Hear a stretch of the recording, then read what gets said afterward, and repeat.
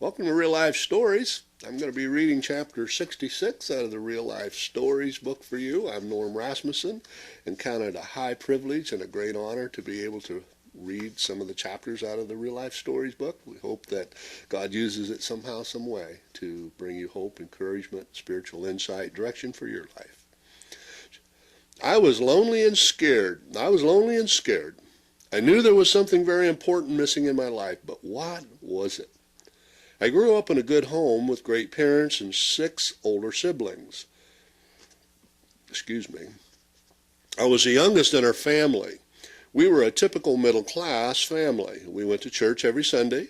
Dad worked, Mom was a housewife, and my siblings were all educated, successful people.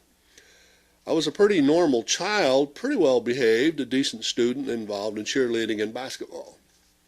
Then at age 11, I began to make some pretty terrible choices. My friends and I started experimenting with alcohol. We went from sneaking a beer once or twice a month to getting wasted every weekend. Sometimes we even drank before school. One time during a party at my friend's house, my best friend and I shared an entire bottle of rum and got alcohol poisoning. We fell down the stairs, passed out, and woke up in our own vomit. That was not enough to stop us. I got to the point where alcohol alone could no longer fill the void that I felt in my life.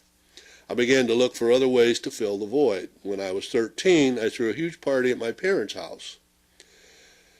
Their house got trashed, one of their cars was damaged, and there was beer all over the place. 3 months later, when I got ungrounded, I got arrested for shoplifting.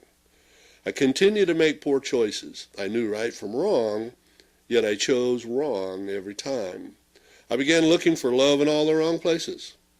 I began flirting my way too much.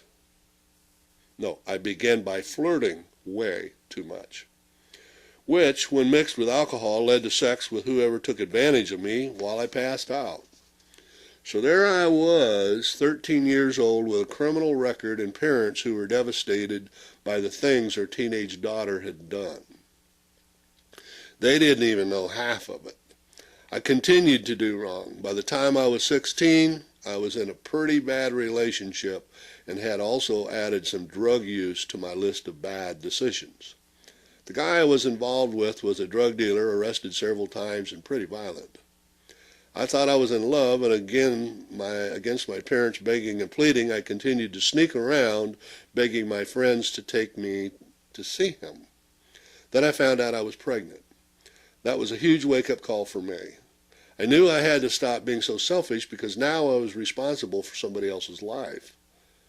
I stopped drinking and stopped smoking cigarettes and marijuana. I started growing up. I severed ties with my boyfriend, with my parents' strong encouragement.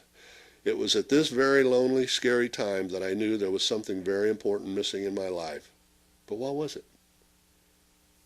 After the birth of my son, I got a full-time job. Through this job, I met someone who was different from all the people I had hung out with over the last 6 years.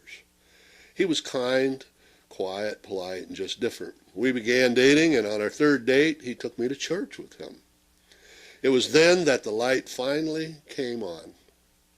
That is what I had been missing. That night, I made a connection with God. I discovered that I needed a personal relationship with God instead of looking for relationships with guys or other bad influences. God filled me with His love and changed my life from that night on. Friend, if you're lonely, if you're scared, if you've made wrong choices, if you have something missing in your life like I did, call out for help right now. Call on the one that turned my life around. Call on Jesus. This is written by Valerie. Thank you, Valerie.